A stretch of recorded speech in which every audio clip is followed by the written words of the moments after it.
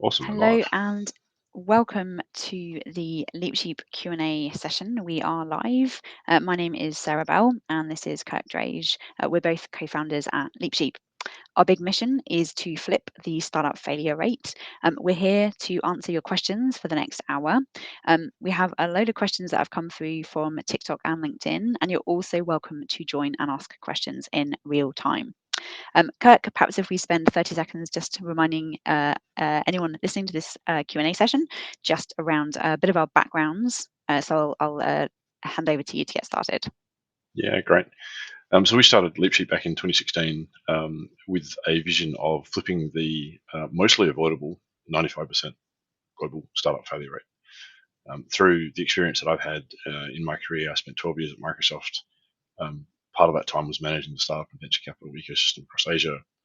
I then worked in venture and for startups in Silicon Valley and became an angel investor. And I just saw how many mistakes founders make and investors make and people that are helping founders and investors make by using their own money and their own time to learn what to do and what not to do. And the reason why the top tier VC firms and accelerator programs like Y Combinator are so successful is because they've figured out all these mistakes and they know how to avoid them because they've worked with so many companies over such a long period of time. And we're just really passionate about helping people not make those mistakes and actually build successful companies and not spend all of their resources learning these lessons over and over again. Great, that's great. Just a little bit about me. So I've been working with startups and at LeapSheep for the last 7 years, particularly as a startup building advisor. I'm also out and about a lot in Seattle. So if you live in that area, you've probably seen me at a few events. And my passion for working with founders is really all around helping founders to avoid the types of mistakes that true startup experts know, as well as the fact at LeapSheep we are building out the playbook for what it actually means to get founders from an idea through to product market fit and scale. And each week I meet many more founders who have unfortunately been given advice that takes them off in the wrong path. And so my kind of big personal mission is that founders never need to have poor startup advice ever again, because they're going to have that expert support that places like Y Combinator provide to startups. All I right, all gone. just wanted to make a couple of other points, Eric. I think is for anyone that's listening, I think there's two things that I would say to any founder. One is really deeply understand what product market fit is, because I think this is the main thing that we see out there when we're talking to startups and we're talking to people in the ecosystem is they just don't have a disciplined enough definition of product market fit. And you really need a great definition of product market fit because that's what success means as a startup founder. And if you're not chasing the right definition of success, how can you be successful? That's the first thing. And the second thing is if you don't have a disciplined process to get to product market fit, a process that is going to help you use your capital and manage your risk effectively, you're probably using trial and error as a process, which is never a good thing. So they're the two things. If you've got both of them nailed, then you're probably in a good spot. That's great. And just to clarify our definition of product market fit, there's 5 core parameters of exactly what product market fit means. So one, you've created a product that solves a pants on fire problem for a specific niche group of customers. These customers have become raving fans and repeat buyers. They've also become active advocates who spread the word about your product. And this creates a positive feedback loop, which helps you to drive profit and exponential growth. So that hockey stick that you typically like that investors like to see in your pitch deck. And then lastly, that you don't have to push your product on the market anymore with marketing, because you're focusing on building your company so that you can meet the demand from these fans and advocates. So that is our definition of product market fit. It's a high bar. Yeah, yes, it is. And it's one that many founders don't ever reach and scale anyway. And it's the holy grail to get to product market fit so that you have a business worth scaling. All right, Kirk, I'm Yep. going to take us to the questions. So I'm just going to go in what seems to be the most logical order. So I'm going to start with this one. So this question has come in. I've got a load of really great feedback on my idea from friends and family. Is that enough to get me started? Yeah, great question. We hear this all the time, don't we? Um, uh, the short answer is you need to be making sure that the advice and guidance that you're getting in the early stages of your startup journey, and there's sort of there's two things potentially in this question. One is, do friends and family like my idea, and do they think my idea is worth building a business around? And that's more around their view of customers and whether customers will buy the solution and have the problem. And then there's also um, uh, feedback from friends and family about how you go about building your startup. There's probably two questions in one there sometimes that you've got to unpack and figure out. In both instances, um, uh, the biggest challenge with friends and family is hopefully, I had this conversation yesterday with the founder actually, hopefully friends and family are going to be pretty supportive and want you to be successful. So their advice and guidance are going to be pretty biased in a good way when it comes to being supportive of you, but in a not so good way when it comes to being dispassionate about, really is this problem a problem that's a pants on fire problem that can get you to product market fit? And that's really what you're trying to evaluate as a founder is this business model hypothesis you've got, or is this problem that you found that you need to turn into a business model hypothesis? Is that a hypothesis that can get you to product market fit? And sure, take the opinion of friends and family, but the opinion that most matters most is that of your potential customers. And of course, as we've said before, your potential customers could be broken up into the economic buyer and the end user. Depending on your business model, they may not be the same people. And so you need to make sure that both those groups have got a pants on fire problem, and that you're talking to those individuals. And then there's the other aspect of this question, which is friends and family giving you advice on how to go about building a startup. And it's important to seek people out in your network that, one, understand product market fit, as we just explained. And I wouldn't work with anyone in the early stages of building your startup and take their advice at face value unless they really understood what product market fit is themselves. If they don't understand product market fit, you can still take their advice, and their advice might still be good. You just have to put it through a filter, that product market fit filter, and figure out if it's good advice or not. And so that would be the second thing I would say is make sure you've got advisors around you that understand that the most important thing that you need to do as an early stage founder is use whatever resources you have to get to product market fit. And economically, you've either got to use the resources you have to become financially sustainable in your business, which basically means reaching cash flow break even. Some people like to call that in startup world run profitable. You've either got to get to that kind of milestone, or you've got to get to a milestone where you become competitive enough to raise capital from investors. If you can't achieve one of those two things, then you probably shouldn't even start on the journey. No, that makes a lot of sense. I think one of the other challenges as well we often see with founders who take on feedback and positive feedback from friends and family is that typically, if it's a consumer market, where you're selling to consumers, and your friends and family may be putting on the hat of a consumer, but typically because you need to start with a niche customer segment that has a pants on fire problem, the likelihood is that your friends and family are not in that niche. And so whilst their feedback might be helpful or, supportive and give you a bit of drive to keep going, the only thing that you want, the only people whose opinion really matter are those niche customers where you have the hypothesis that they have that problem. Because anywhere else, you're going to get feedback that might cause you to build the wrong thing, which is a critical part of the really high startup failure rates. Yeah, 100%. And that creation of that niche market, taking a big market and sub-segmenting it, that is a real a challenge, and that's where we tend to spend a lot of time with founders in the first few months when we're working with them, of teaching them how to do that sub-segmentation, how to even think about the market. Because if you're a founder and you're just trying to be everything to everybody in that large giant market that you've found, then you're unlikely to create a strong enough value proposition. Mm. And it'll Yeah, make it and really very hard to build your business and build your product roadmap. yeah, absolutely. And in trying to satisfy everybody, you typically end up satisfying nobody. Yeah, we were having a interesting conversation yesterday, Kirk, about actually how to pick your market segment, because if you think about the way that people typically pick a market segment, they typically tend to focus on demographics, and all that kind of demographic information in order to find a segment. And you raised a really interesting point around thinking through the jobs to be done and the context. I'd love you to just spend a little bit of time on that, because I think that's really relevant. Yeah, sure.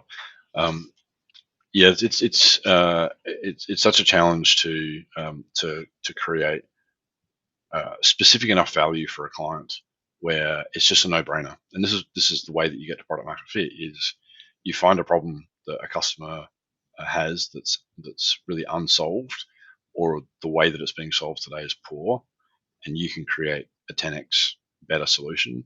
I like that. If you've read 0 to 1 by Peter Thiel, he talks about don't bother to create a solution unless you can create a solution that's at least 10 times better. I think that's a really good rule of thumb. So you really have to know what the specific problem is. And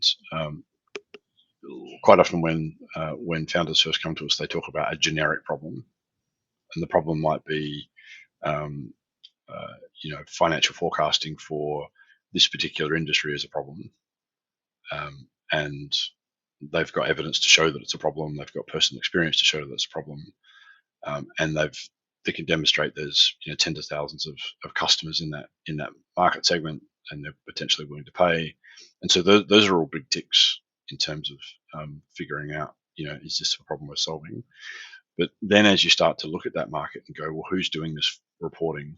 Maybe there's several different industries in that giant global market, and what they need to report and how they need to report and who they're reporting to is very different.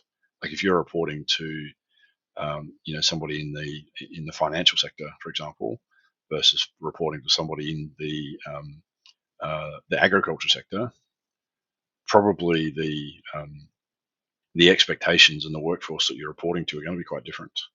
And so what good means for those two groups is going to be different. And so you've got to be able to figure out, what is the problem that you're trying to solve. And I think getting to your point about the conversation we had yesterday, Sarah, about the best way to segment a market is by job to be done.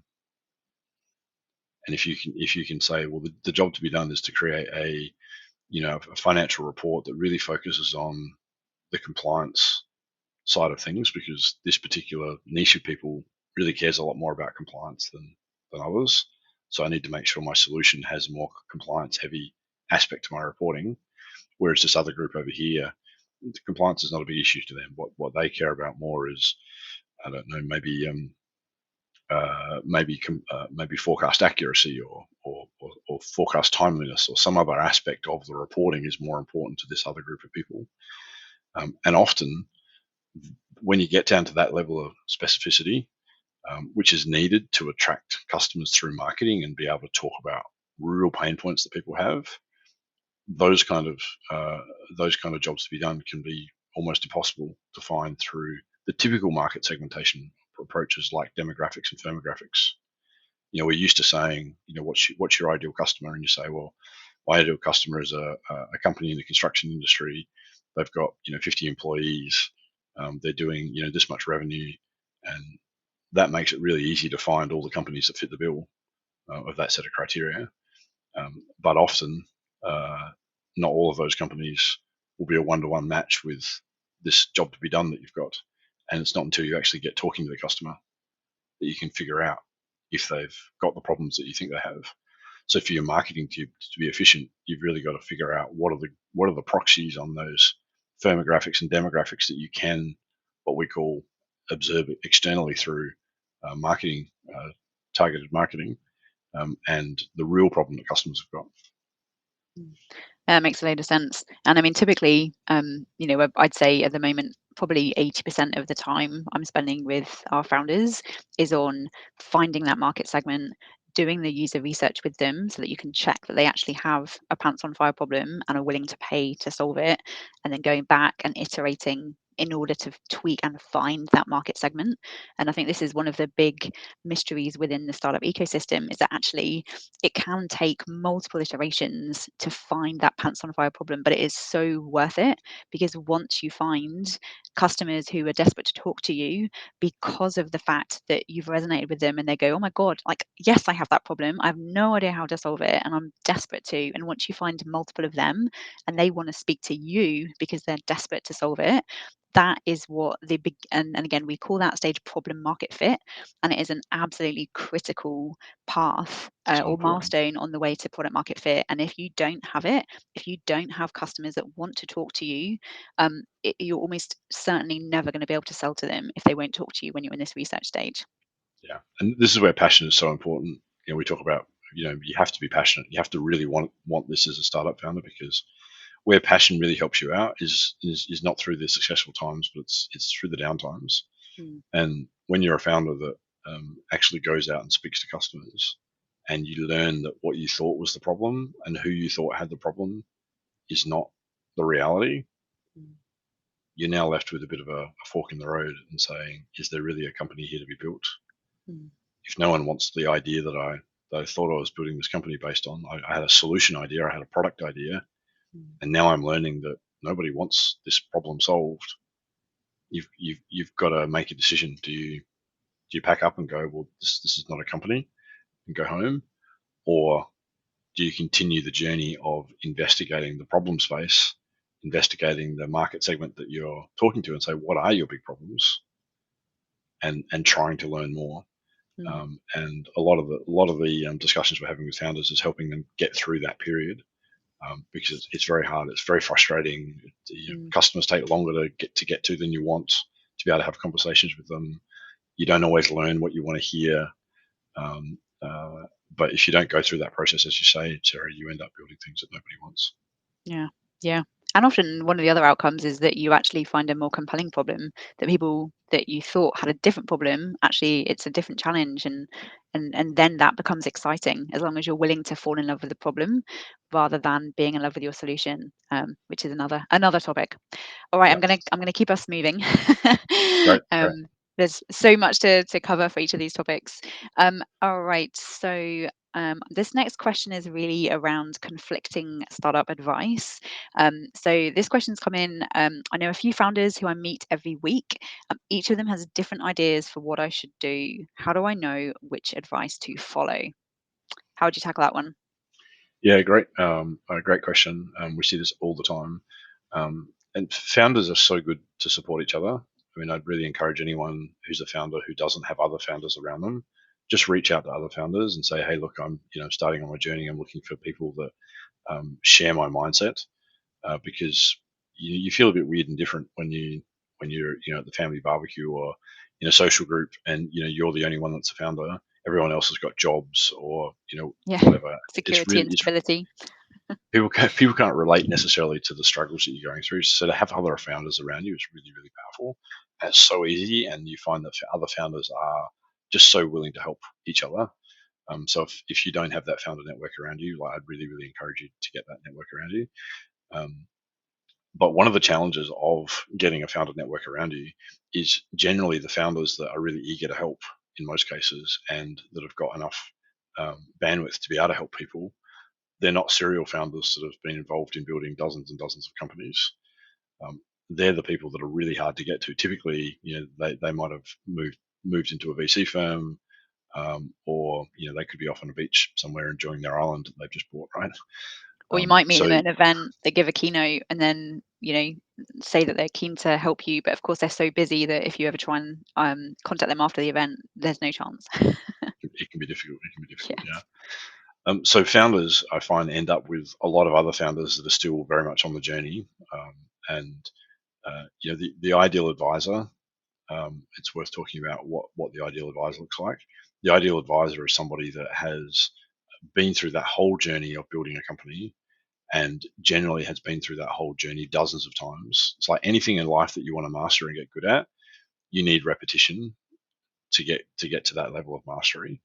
And so, we quite often say when we're working with early stage founders, People like Mike Cannon-Brookes in Australia, or Melanie Perkins in Australia, or in the US, somebody like Mark Zuckerberg. They're not necessarily going to be the world's best startup building advisors. They built an amazing company, and you would absolutely want to take their advice and listen to them and get their counsel, and et cetera, et cetera. But you would also want to talk to a real master. People like Paul Graham, for example, that have worked with dozens and dozens and dozens of startups. Those kind of people have the ability to say, well, for your particular situation, here are the things that you need to think about, because for your particular situation, this is what you're going to have to tackle with. This is what you're going to have to tackle, and this is probably the best ways to approach those particular things. And that's just not a data set and an experience set that most people have. And so when you're talking to other founders, you find that a lot of the advice and guidance that they're giving is secondhand and opinions that's really not based on real deep evidence that can be used to diagnose your specific situation.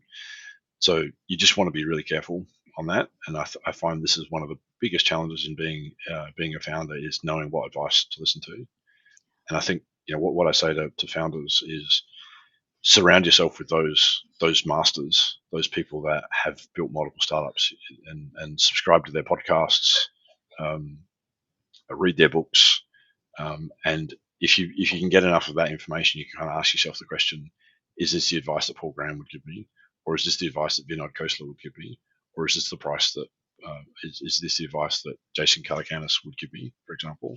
And they're all people I look up to in terms of people that really understand startups, because they've worked with dozens and dozens and dozens and dozens of them.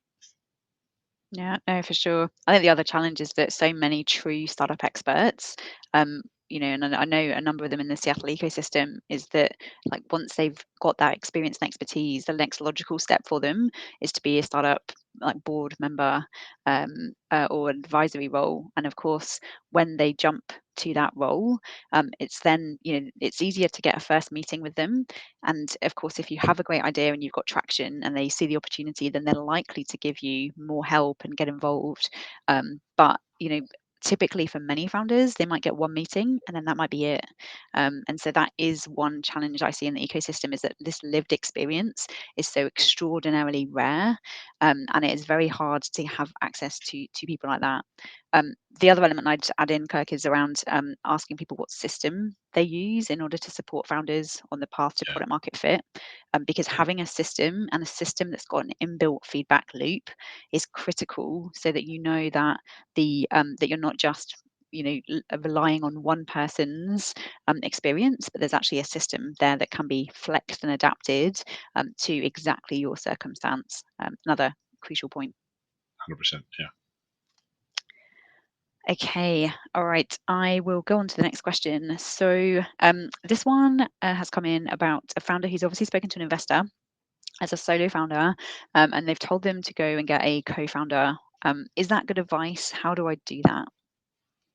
Yeah, it's a great question, and I think sort of classical startup wisdom is go get a co-founder. There's some good data out. I think it's by Startup Genome that shows that the more co-founders you have, the more likely you are to be successful. Yeah. Up to 4, I think.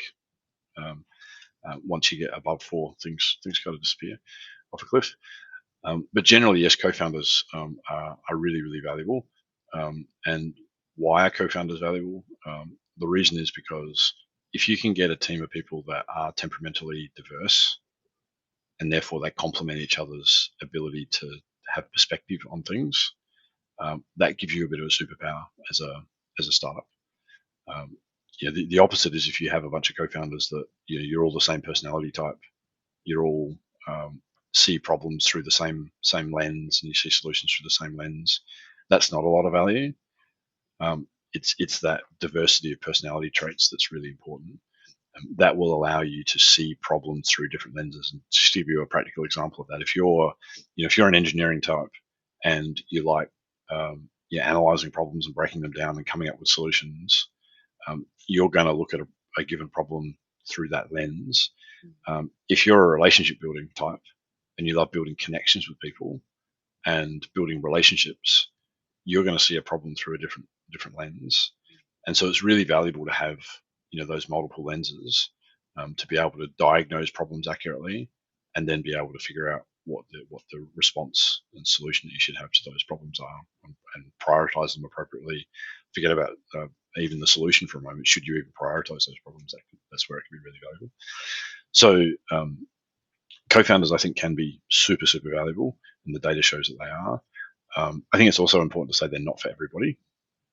You've got to ask yourself, what kind of business do you want to build, and you've really got to build a business that is going to match your personality type and your wants and desires. So, and this is, I think, part of the challenge with startup advice is there's no one size fits all advice, and just because the data says that more co-founders is better doesn't necessarily mean that data applies to you.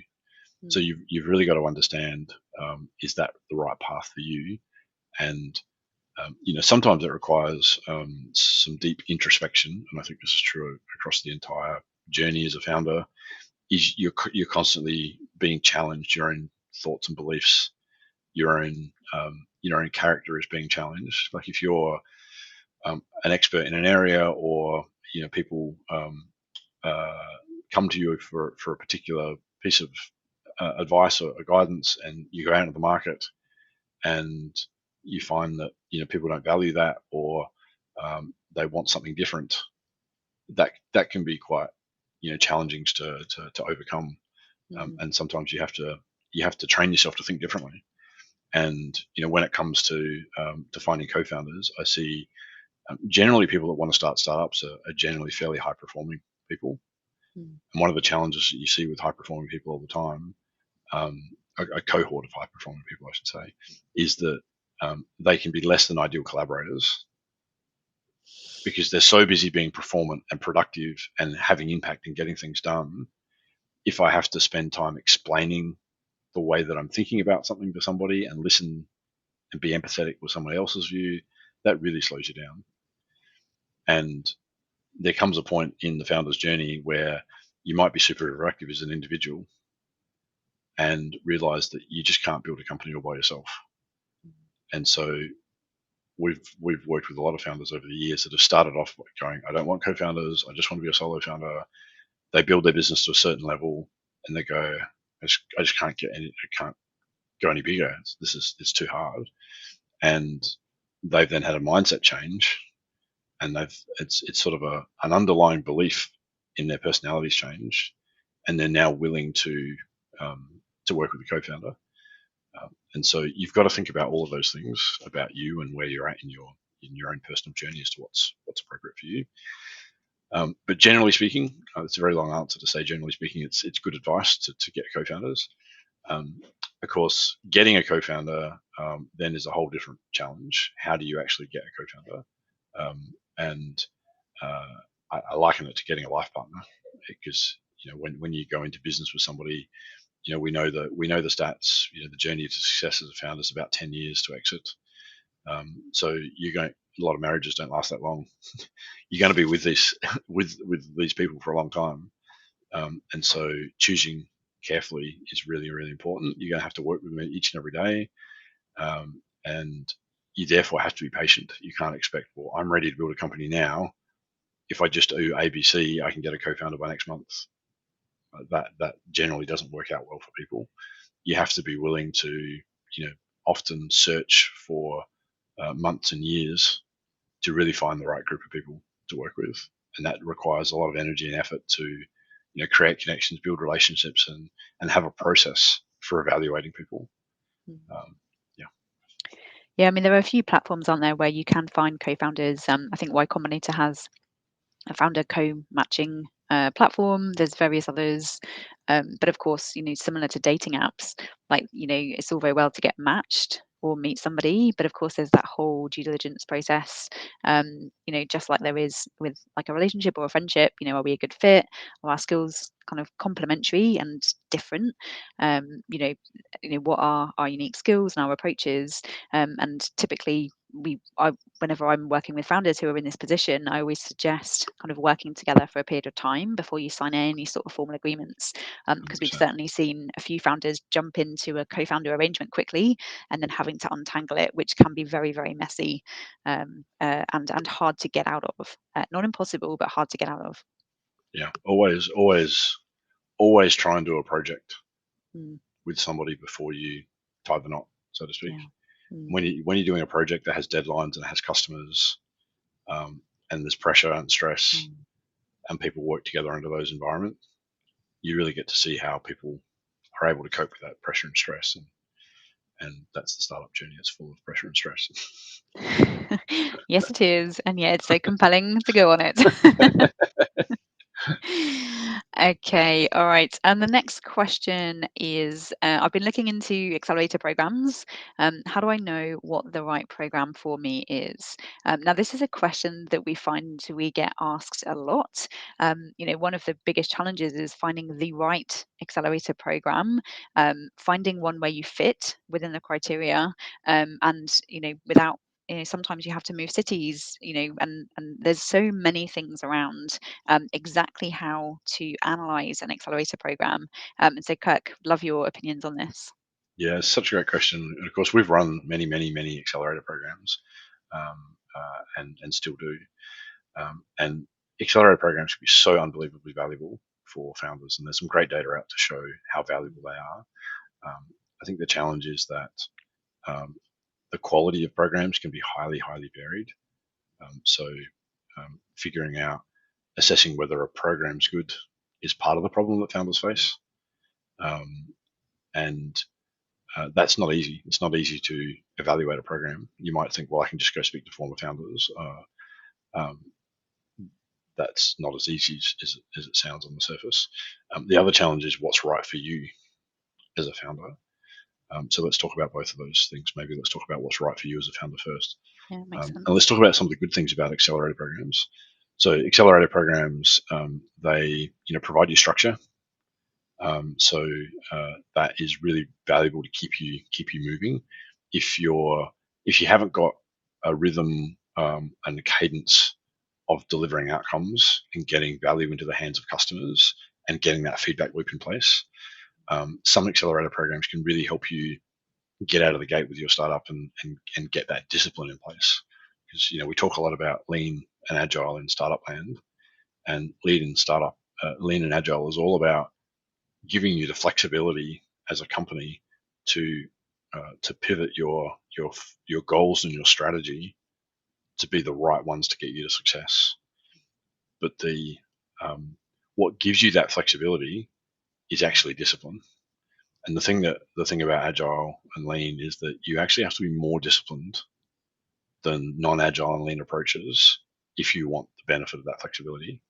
And so if you're new to that lean and agile world, good accelerator programs can help you get out of the gate with the right kind of discipline to be able to take advantage of that. And of course, if you've got other companies around you in the cohort doing the same thing, that gives you a bit of peer pressure. You can benchmark yourself. That can be really valuable. The sense of community inside an accelerator program could be really valuable. The mentors and connections and relationships can all be really valuable. But there are some downsides to these programs as well. One of the biggest downsides is, even if a program is brilliant, your journey as a founder, usually when you go into these programs, you know the least you will ever know about your startup because you're at the start of a journey.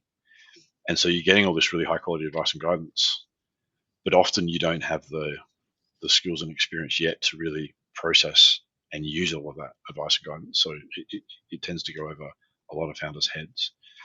And often I hear founders saying, well, I wish I could do that program again, or I wish I could do that program now that I'm 6 months or 12 months into my journey. I could ask so much better questions. I get so much more value out of the program knowing what I know now.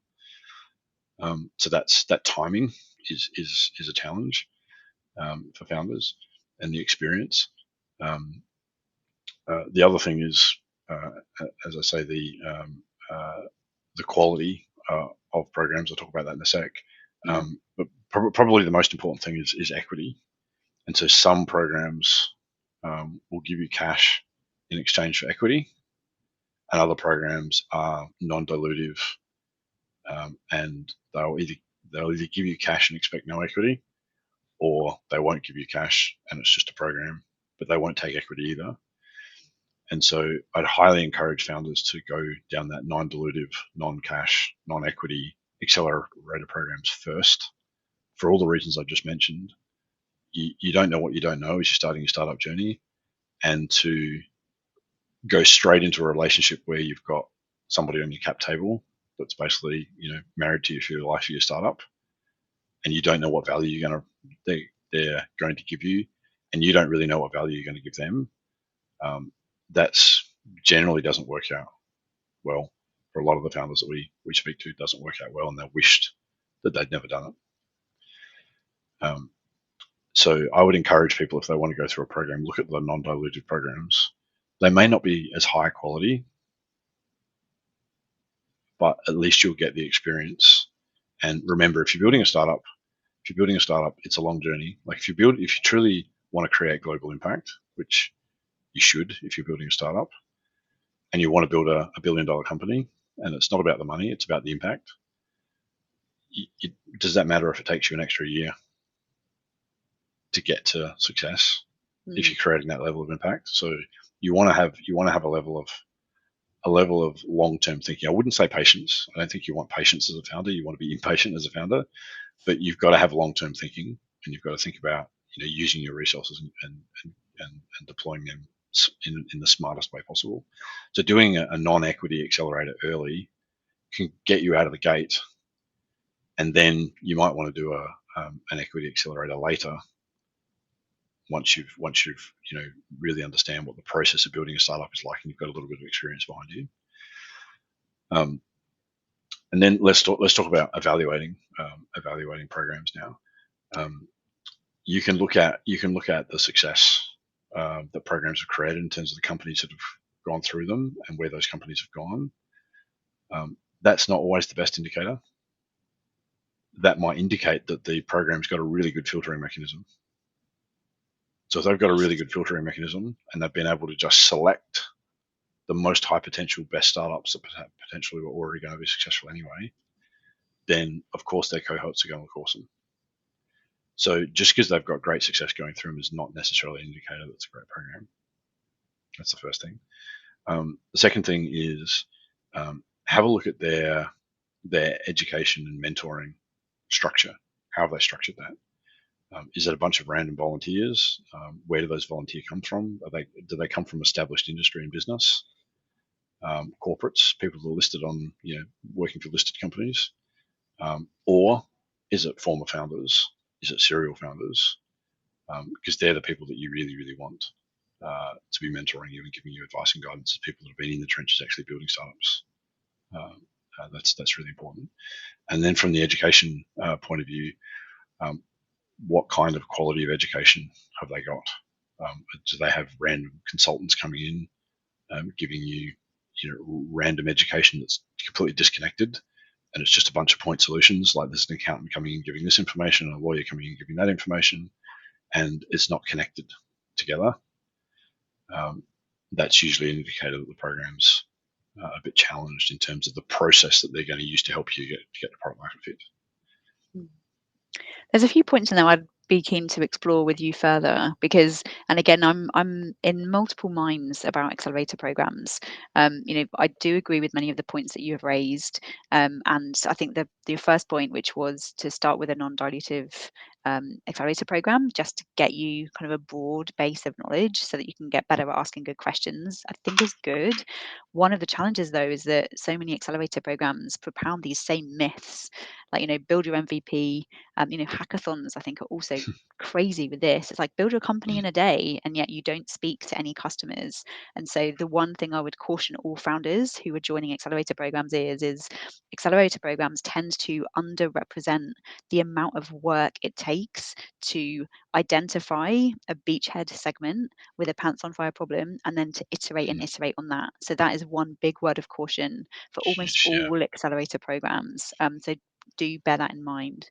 Yeah, Um, you see design sprints uh, yeah, in accelerator programs. Like, we'll help you, get to your first MVP, yeah, and they're running this design sprint process, and that is super high risk mm, if you haven't really found a market segment and a go-to-market strategy and validated that customer mm. problem, as you say, Sarah, and therefore you just end up spending a whole bunch of time on a solution that's not worth not worth building because no one's going to buy Yeah. it.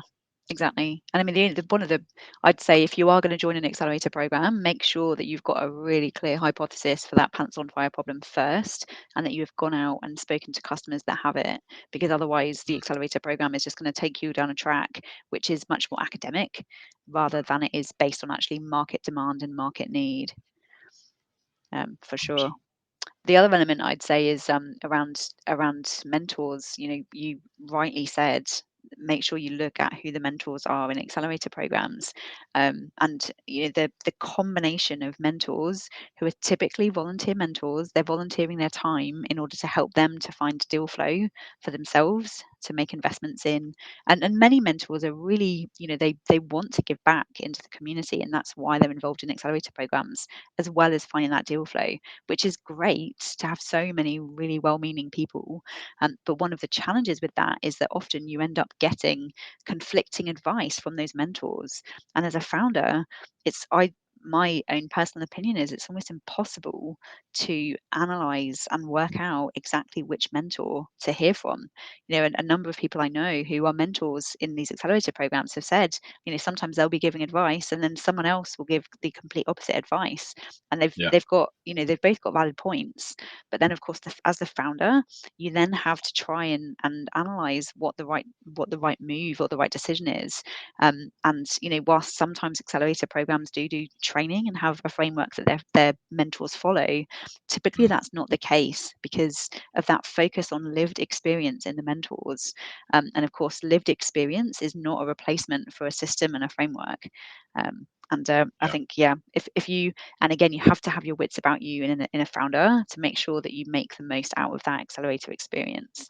yeah. Such a good point. I mean, running accelerator programs, as we know, is really hard. It's hard. It's Mm, hard to be sustainable because you've got to get your source of funds to run the program and invest in the program from somewhere. yeah. And so there are a lot of accelerator programs that are really serving another master, not the founders. And Mm, you've got to be aware of that as founders when you go into this. But we love working with accelerator programs that are really founder focused, yeah. and and being founder focused means things like, if you're a founder and you say, well, I've got this advice from this mentor and this advice from this other mentor and they're conflicting. I've seen some programs go, well, that's part of the experience that we provide you. If we give you diversity of opinion, you figure it out. And that's just such a cop out. It's such a bad answer Mm, to just say, well, as a founder, you should suck it up and figure it out. If you're a great program and you really care about your customers, which are your founders, you'll get those two mentors and sit them down and have the mentors work out their differences of opinion in front of the founder and then help the founder. Right? As a founder, you've got enough to do. Playing arbitrage between mentors is not something that you should be forced to do. I mean, it's just a horrible experience, and unfortunately, we're dealing with it all the time. mm. Yeah, no, absolutely. And I agree. I think that is a sign of a really good accelerator. And in fact, that might be a great question to ask is where you have got conflicting opinions and advice from mentors. How do you overcome that? Like, what do you do in order to help the founder to navigate that kind of advice? Yeah, Um, yeah, great. Okay, I've got another question here. So, I've built a product and I've released it on the App Store. I've got a few downloads, but no active users. What should I do?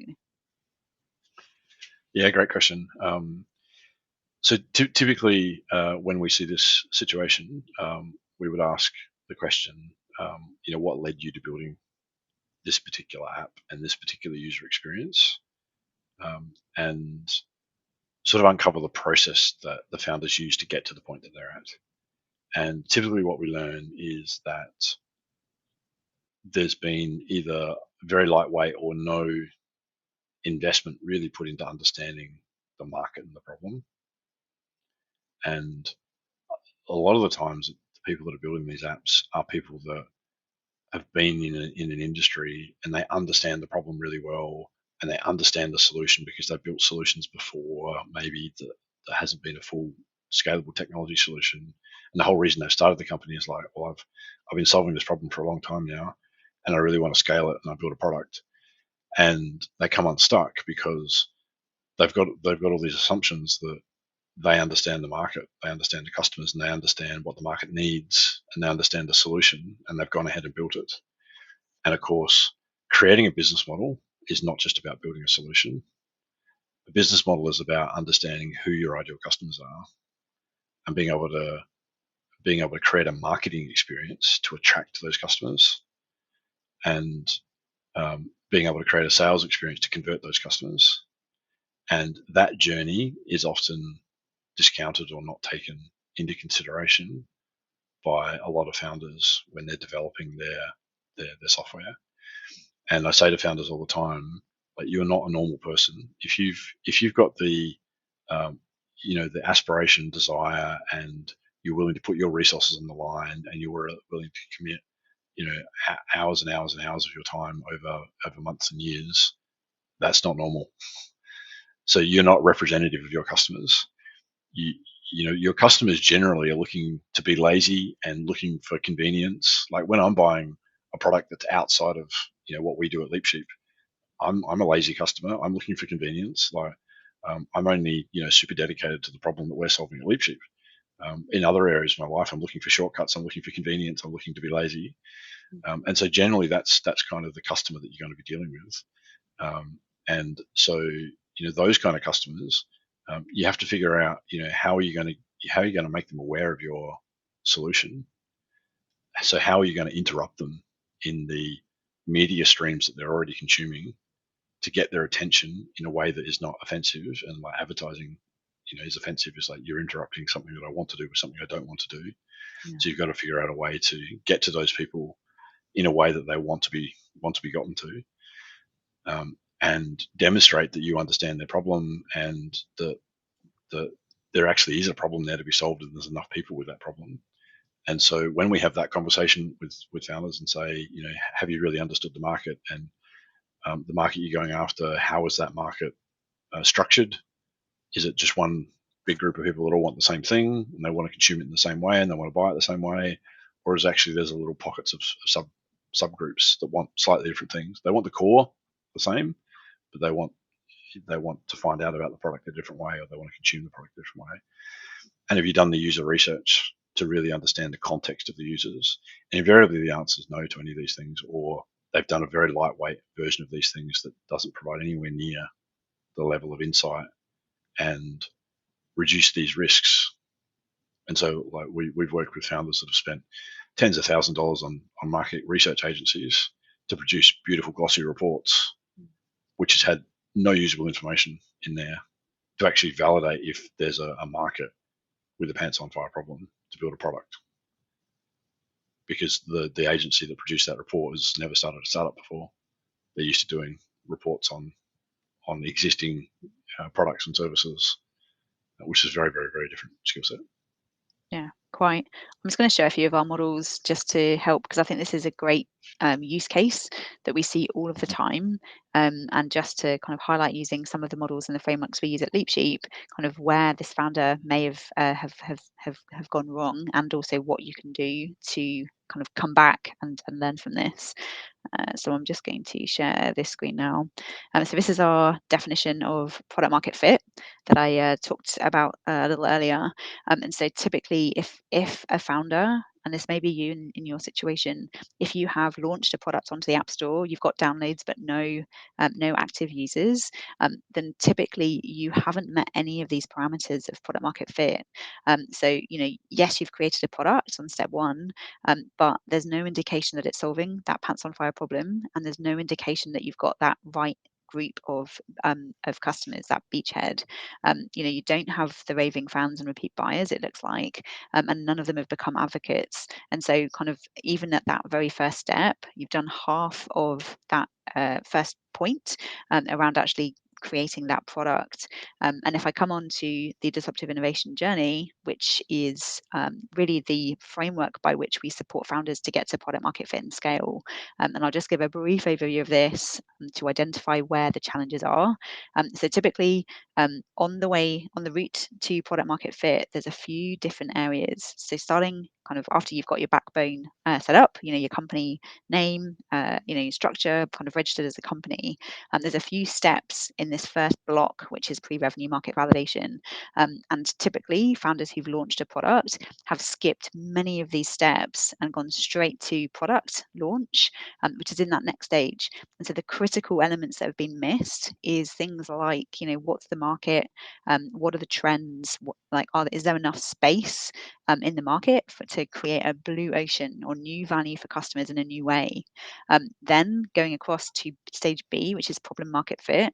This is all around, exactly what is that pants on fire problem and which particular segment has that pants on fire problem, and then actually going out speaking to those people in that market just about what success looks like for them, what they're trying to get done, and what's holding them back or what challenges they face. That's how you rise up these pants on fire problems, so that you can create a solution that tests back manually in with the people that you've interviewed to get their feedback and say, would you use this to help you to be successful in the ways that you told me and overcome the challenges or the pain points that was stopping you from being successful? And at that point, typically there's a validation, like a yes, yes, I'd use this, or I'd tweak it or change it in a particular way. And by having those conversations, you can then get that validation that when you actually launch a product into the market, and we always recommend doing this in a very small scale way first rather than kind of a big launch, then you can start to, in this D1 and D2 stages, start to check that the product works and that most importantly people are getting value from it. Because otherwise, if you don't do that work in stage B and stage C, then you often end up launching a product, no one's using it, no one's telling anyone about it, there's no indicators of product market fit. And using this disruptive innovation journey in order to help you to make sure that you don't build a product that nobody wants is a critical factor in getting to product market fit, so that that it's a business model worth scaling. And so I would say, Kirk, probably 95% of the founders that we come across have skipped that vital problem market fit and concept market fit stage, and they've 100%. jumped from A to D1. And a lot of the time we spend that time going back. It doesn't have to take long, particularly if you find a pants on fire problem, but going back and doing that work in B and C so that you can continue on your journey to product market fit. 100%. Yeah, that's so true. I think a couple of things that are really valuable, I think, at stage B, at problem market fit, where you're talking to users about their problem, is you're trying to validate demand. It's not just a problem. You have to find a pants on fire problem, but you have to find a pants on fire problem that's in demand. And I say to people all the time that if you were thinking about starting a fitness business and you interviewed me, I would tell you how badly I need to improve my fitness and do more, do more cardio and strength training, and et cetera, et cetera. And you might walk away from that user interview going, wow, there's a huge market here if this guy's any representation. But if you don't ask me about what else is going on in my life and realize that right now I'm sacrificing my health and my fitness for other things, and therefore I'm not going to give it my attention and my dollars on the fitness that I should, then you will have misread the market, and you will think there's a great problem here to solve when there's really not. And we see this all the time. That's one thing. So not only do you have to find great problems, you have to find great problems that are in demand. And that often depends on the context of the user and what other things are stealing their focus. And so you have to have a user research framework. And this is what we teach: a user research frameworks that figures out that context, so that you put the problem in context for the user, and are you going to get their time and their money to solve the problem? The second thing I think I'd say is one of the challenges that we have as founders is we generally understand our customers better than customers understand themselves. And so we know what customers need to be successful with what customers are trying to do to be successful. But we're often several steps ahead of them on the journey, and you've got to take them on a journey.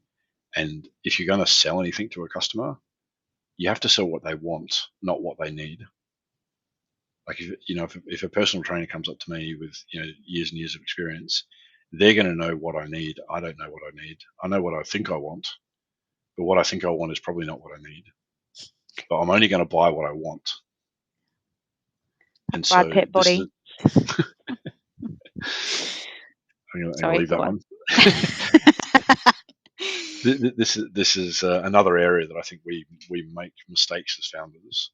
Is we're too far. We're sometimes too clever, and we have to make sure that we're connecting with the customer where they're at, and we can take them on a journey to success.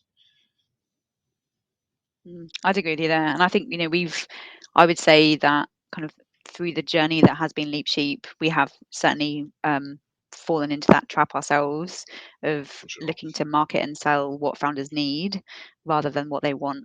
And so that's it's been a learning experience for us around how we position ourselves and how what we say and how it resonates with founders.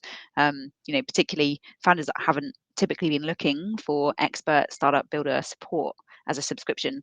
And so actually positioning is fundamentally critical, and it's how you learn that positioning through doing this user research and concept market fit testing, because then you get you get customers to say in their own words how they would use that product or service that you have shown them in order to be successful, or if they wouldn't, and using that your customers' words to then attract more customers is absolutely critical.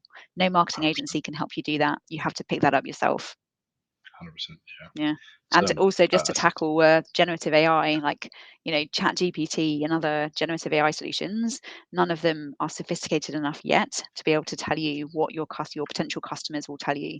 And so, some of these generative AI solutions that we're seeing, like, Chat GPT is a great one.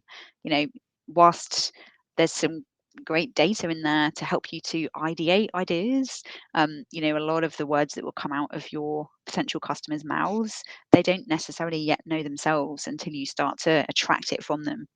So beware, beware options like ChatGPT to help you with your user research. Yeah, so true. Yeah, it's one of the hardest things about building LeapSheep, I think, is actually taking our own advice and guidance and asking ourselves, would we have this conversation with the customer, or how would we handle this conversation with one of our subscribers? It's like, oh yeah, we'd tell them to do this, and we really have to do that too. Yeah, we need a LeapSheep for LeapSheep. That's right, exactly. Okay, all right, let me go. I think, we've just got a couple of minutes left, and we've got one question left. So Kirk, you've got 2 minutes to answer this, just so we can make sure we respect everyone's time.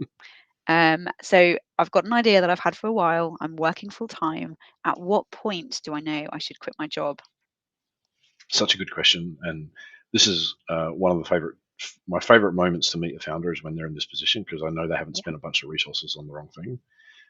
So I'm always excited to talk to people in this position. The simple answer is you really don't want to quit your job until you have the confidence that you've seen with your own eyes and experienced that there is unmet demand for a problem with pants on fire problem, of which the current solutions are just not going to do it, and they don't look like they're ever going to do it. And there's a real need for an alternate solution, and you can build that alternate solution that can be 10 times better. And that's a journey, right? And there's a couple of big things that you learn as a founder. One is you learn to talk to the market. You learn to validate, how important their problem is, how much attention and capital they're willing to invest in solving this problem, how important the problem is to them. Once you've been out and had those conversations, you don't need a business plan or anything else to tell you that this is worth quitting your job for. You will have seen it with your own eyes and experienced potential customers telling you that they are desperate for a solution and one doesn't exist. And so you'll know when it's the right time to quit your job. If you don't have that confidence because you haven't heard that directly from your potential customers' mouths, it's probably not the right time to quit your job. The other thing is the journey of building a startup is learning, and you just flashed up the DIJ, learning the process of validating a business takes time. And so learning, how to come up with a great business model hypothesis, how to do user research that's actual effective and gets you the answers that you need to go forward, learning how to do solution concept validation with customers and get their feedback and help them co-develop the product with you so they can tell you what they would buy if you built it, and then doing your first, as you say, small scale pilots. Like, this is the process you need to learn. And if you just quit your job and you have, this is all new to you and you're trying to learn this at the same time that you're trying to do it, it's slow and difficult, and you'll burn all your resources if you've saved up enough money with 6 months or 12 months of runway before you need to get some other capital in, either through revenue or investment or whatever. You'll burn most of that runway just sort of learning all these things. So the longer you can stay in a job that's giving you reliable revenue stream allows you to learn all these things. And I think probably the last thing I'll say on this topic is a lot of founders feel time pressure to go faster because they often think that first mover advantage is a thing, and they're worried people will steal their idea and other companies will come up. And it's important to remind yourself that first mover advantage is generally not a thing. It's first to product market fit that wins, not the first to market that wins. Think about, there's just so many examples of this. MP3 players, how many MP3 players were out there? How much market share had been built by companies selling MP3 players before the iPod came along, got to product market fit, and ate the entire market. Mm. Yeah, absolutely. Yeah, that's a really, really critical point, which I would absolutely agree with. All right, I will wrap things up here. I've put a QR code in the top left of the screen. If you have listened to our Q&A live stream and you think you may need some help, please feel free to book a call. We run strategy sessions with founders all of the time. They're free and they're just designed to help you to unpack your situation, work with you on your specific situation and context, so that we can help you to plot out your journey to product market fit. And we will see you again in 2 weeks. Great. Thanks, Sarah. Thanks, Kirk.